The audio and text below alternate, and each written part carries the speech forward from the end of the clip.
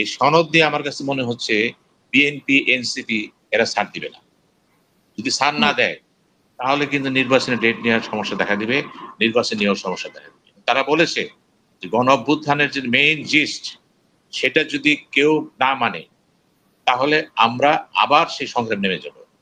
তো বিষয়টা যদি সোজা মনে করতেছেন, সোজা না তো।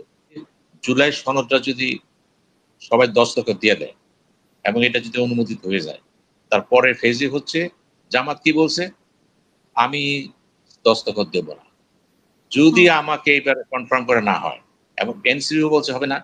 সুতরাং দেখেন, যত সোজা বলতেছেন হয়ে গেছে, হয় নাই, কিছুই হয়নি। খেলা তো সামনে। যারা মনে করতেছে এনসিপি কি, এরা অনেক কিছু, এরা কিছু না, এরা ফ্রন্টে বসে আছে। এদের পিছনে যে শক্তি কাজ করতেছে সেটা চেষ্টা করেন নাকি। স্বয়ং ডক্টর ইউনূস এদের সাথে আছে, উনি বলেছেন এরা আমাদের ক্ষমতা বসাইছে, এবং তার উৎসাহ উদ্দীপনায় কিন্তু এটা হয়েছে। ইদানিং আমরা লক্ষ্য করলাম যে ভারপ্রাপ্ত চেয়ারম্যান তারেক জিয়ার সাথে প্রধান উপদেষ্টার যে কথাগুলো হয়েছে কেউ জানতো না। ইদানিং কিন্তু কিছু কিছু কথাবার্তা বেরিয়ে আসতেছে। স্বয়ং মির্জা ফখরুল বলতেছে, ববি হাসান বলতেছে, XYZ বলতেছে। তাহলে দেখা যাচ্ছে তারেক জিয়া কিছু কিছু মেসেজ তার দলকে দিয়েছে যে আমার সাথে এই কথা বলছে। এই প্রথম আমরা জানতে পারছি, বলা হয়েছে নির্বাচন হবে, পিআর এর ব্যাপারে বলা হয়েছে তার সাথে কথা হয়েছে নো। কে বলছে এটা? স্বয়ং আপনার সালাউদ্দিন আহমেদ বলতেছে। তাহলে দেখা যাচ্ছে ডক্টর ইউনূসের সাথে যদি তারেক জিয়ার মৌখিক কোনো সমঝোতা হয়ে থাকে এবং সেই সমঝোতার বাইরে যদি এখন কাজকর্ম হয়, তখন তো বিএনপি রিঅ্যাক্ট করতে পারে। লক্ষ্য করবেন, তারেক জিয়া তো একসময় কথা বলবে, সে কিছুই বলে না, কিন্তু কিছু কিছু কথা কিন্তু সে ফাঁস করছে। ফাঁস করে মানে সে একটা এই জন্য করেছে, সে গভর্নমেন্টকে বুঝিয়ে দিতে চাচ্ছে যে আমার সাথে এমন কিছু কথা হয়েছে যেই কথাগুলোকে আমি একমত হয়েছি এবং নির্বাচন দিতে হবে। যেমন কথা হয়েছে ফেব্রুয়ারিতে নির্বাচন দিবে, কথা হয়েছে, কিন্তু এখন আপনি দিবেন।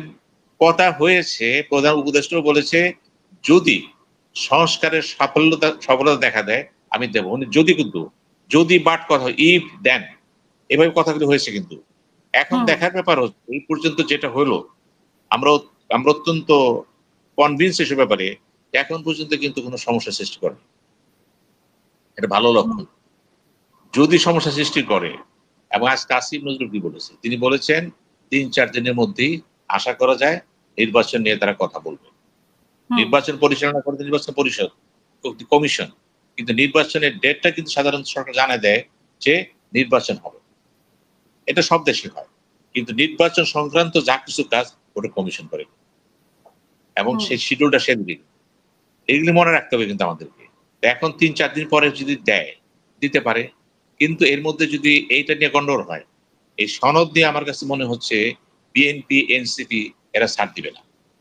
যদি ছাড় না দেয় তাহলে কিন্তু নির্বাচনে ডেট নেওয়ার সমস্যা দেখা দিবে, নির্বাচন নেওয়ার সমস্যা দেখা দিবে। তারা বলেছে যে গণ অভ্যুত্থানের যে মেইন জিস্ট সেটা যদি কেউ না মানে তাহলে আমরা আবার সেই সংগ্রাম নেমে যাব। তো বিষয়টা যদি সোজা মনে করতেছেন, সোজা না তো।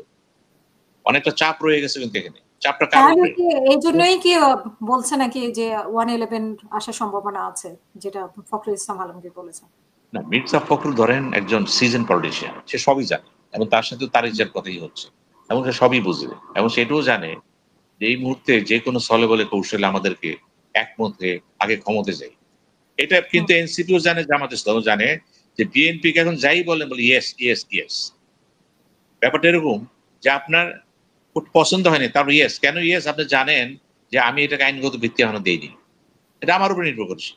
সেই ক্ষেত্রে সে কিন্তু এখন কৌশলগত কারণে, যেটাকে বলি পলিটিকো স্ট্র্যাটেজি যেটা বলেন বা ডিপ্লোমেসিটা বলেন, সেই কারণেও কিন্তু সে এখন অনেক কিছু মেনে নেবে। এটা কিন্তু তারেক জিয়ার একটা, তারও একটা মৌনসম্মতি আছে কিন্তু। কারণ আপনি লক্ষ্য রাখেছেন, আজকে নাহিদুল ইসলাম বলেছে মারাত্মক, যে জাতীয় সরকার গঠনের কথা হচ্ছে। জাতীয় সরকার নিয়ে কথা হয়েছিল, বলা হচ্ছিল ন্যাশনাল গভর্নমেন্ট করেন। যখন তারা তারেক জিয়াকে ফোন দিল, কথা বলেছে ২ বার, তারা ফখরুলের সাথে যোগাযোগ করলো, তখন বললো যে ন্যাশনাল গভর্নমেন্ট হবে না, বুদ্ধিজীবীদের নিয়ে একটা কাজ করেন, সরকার করেন। এবং এটা কিন্তু তার ক্যাটাগরি করে বলছে। যদিও আজকে বলেছে মির্জা ফখরুল যে ছাত্ররা আমাদেরকে বলে নেই, কিন্তু আজকে তো দিয়েছে নাই, টাইম টেবিল সহ একদম বলে দিয়েছে এই তারিখে দিয়েছে। তাহলে দেখেন শুরুতেই কিন্তু কথাই দিয়ে হয়ে যাচ্ছে। ঐতিহাসিক সত্যগুলি কিন্তু ইতিমধ্যেই কিন্তু এর আগে তো কিছুটা আসিফের বইতেও এটা লেখা ছিল যে তারেক রহমানকে কবে ফোন করেছিল, কি বলেছিল। তারেক রহমান মনে হয় আমি বলেছিল তো যে ৩ মাসে আমি তো ৩ সেটাই মাসের জন্য বলেছি, অন্তর্বর্তী আমি সরকার। সেটাই বলেছি। দেখেন অনেকে অনেক কথা বলবে, অনেক কথা বলবে, সেটা বড় কথা না। কথা হলো ইনূস সাহেব কিন্তু জোর করে আসেনি। এমন ব্যাখ্যাও তো টকশোতে অনেকে দিচ্ছে যে ইনূস অবৈধ, জোর করে আসছে। তাহলে বলতে হবে কিভাবে জোর করে আসলো সে? সে তো ৩ দিন পরে আসছে এবং শেখ হাসিনা যখন দেশটা ত্যাগ করলেন, কে ব্যবস্থা করে দিচ্ছে তাকে? সেনাবাহিনী। তো সেনাবাহিনী যদি তাদের দেশের থেকে বের করে দেয়, খেয়াল করবেন ইনূস তো এখানে নাই। আবার ওই ৩ দিন সেনাবাহিনীর চিফ কি বললেন? এই ৩ দিন আমি দায়িত্ব নিলাম। অর্থাৎ ৩ দিনের জন্য গভর্নমেন্টের চিফ। খেয়াল করেন কিন্তু। সুতরাং প্রেক্ষাপট কিন্তু অনেক বড়। হঠাৎ করে কিন্তু বলতে পারবেন না যে ইনূস উইরে এসে জুড়ে বসছে। তখন তারা বলছে আমরা ইনূস আনতে চাই এবং আলাপ করছে তার সাথে। আর ইনূস সাহেবও জানে কি হত কাজে তাকে কিন্তু অযথা দায় দিয়ে দিয়েন না। এগুলি কিন্তু পরিস্থিতি ঘোলাট করা হচ্ছে। এগুলি হবে না কিন্তু। এখন আমার কাছে এই মুহূর্তে জরুরি হচ্ছে এই ২-৩ দিনের মধ্যে জুলাই সনদটা যদি সবাই দস্তখত দিয়ে দেয় এবং এটা যদি অনুমোদিত হয়ে যায়, তারপরে ফেজে হচ্ছে জামাত কি বলছে? আমি দস্তখত দেব না। যদি আমাকে এবার কনফার্ম করে না হয় এবং এনসিপিও বলছে হবে না। সুতরাং দেখেন যত সোজা বলতেছেন হয়ে গেছে, হয় নাই, কিছুই হয়নি। খেলা তো সামনে। অনেক কিছু করে আপনি এখন বাদ পাক করতেছেন। পারবেন। এখন প্রশ্ন দাঁড়াইছে কি? এখন যদি জামাত আর এনসিপি দেখে যে এখানে এই কথা লেখা নাই, এটা লেখা থাকতে হবে যে এইটা আইনগত ভিত্তি দেওয়া হবে এই সরকারের সময় এবং তারা পদ্ধতিগত দেখাই দিচ্ছে, বলে দিচ্ছে। যদি তারা দেখে এই বক্তব্য নাই, তারা সাইন দিবে না। আর সাইন যদি না দেয়, যা হওয়ার তাই হবে। সে বিশৃঙ্খলা, আবার সে গন্ডগোল। সুতরাং এই মাসটা কিন্তু, অগাস্ট মাসটা কিন্তু এমনি ভয়ঙ্কর মাস একটা। আমরা দেখেছি 15 আগস্ট, আমরা দেখেছি 5ই আগস্ট। এই জিনিসগুলি ঘটতেছে কিন্তু এখানে। আমি মনে করি ২১শে জাতির জন্য আগস্ট। সবচেয়ে চ্যালেঞ্জিং যে পরিবেশনটা, সেটা সামনে আসতেছে যে এনসিপি জামাত ইসলাম এই সনদের সাথে একমত হবে কি হবে না। শর্ত কি?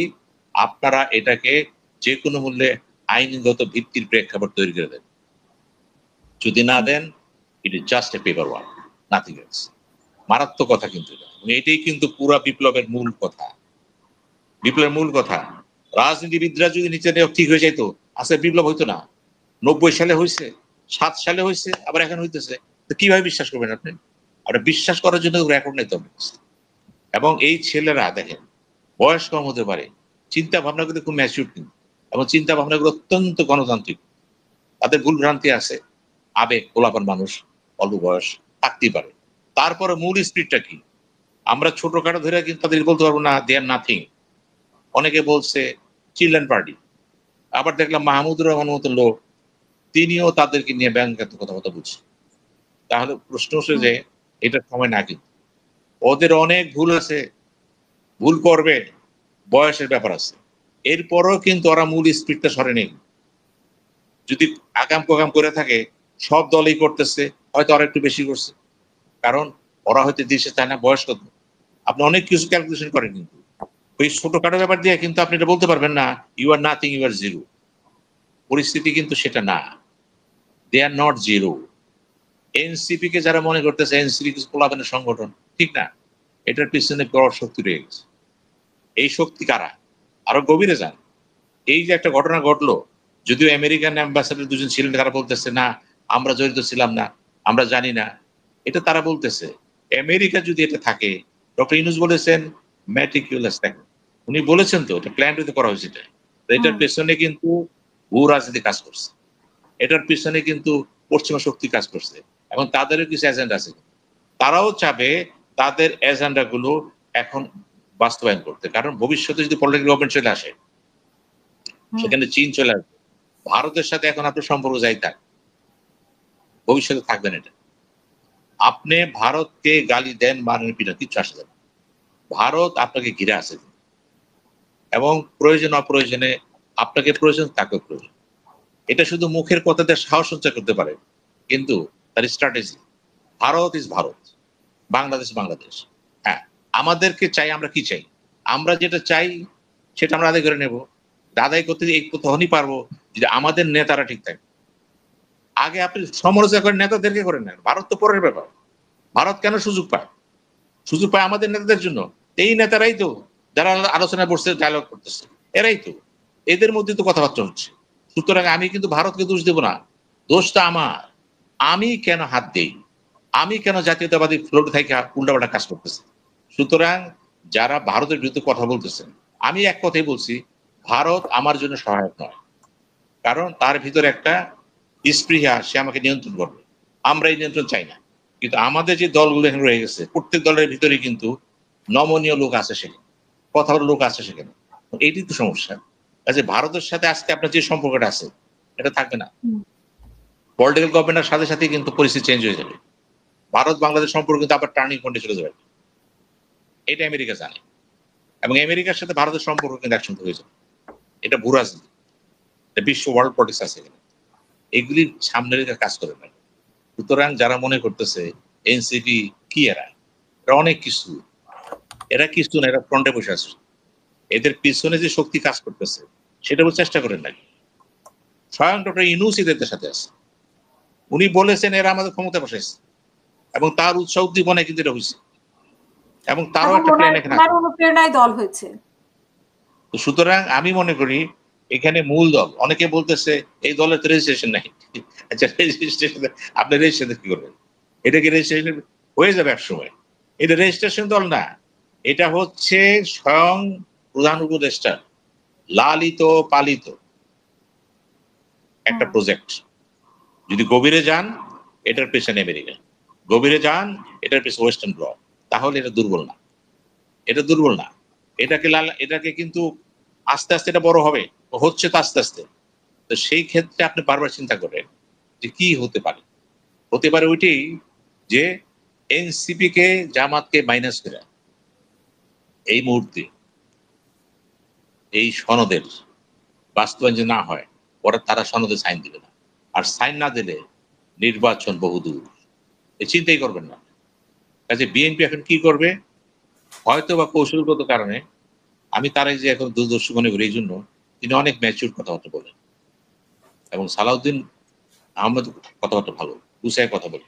বিএনপিতে যারা বুঝে গেলি, রাজনীতিটা বুঝে যাবে, তারাও চিন্তা করবে আমরা যদি হুজুগের মাথায় কাজ করি, উত্তেজিত হয়ে যায়, আমরা আমসরা দুইটাই হারাবো। সেই ক্ষেত্রে এরকম হতে পারে জুলাই সনদরা, ওই যে বললেন ভিত্তি, আইনগত ভিত্তি, ওদিকে চলে যেতে পারে। যদি চলে যায়, আমি মনে করি সবচেয়ে বড় বিজয় কিন্তু বিএনপি। বিজয় তো জনগণের, বিজয় এনসিপি জামাতের, সবচেয়ে বড় বিজয় বিএনপি। কারণ সে তার ক্ষমতায় যাওয়ার পথগুলো একেবারে নিষ্কণ্ঠ করে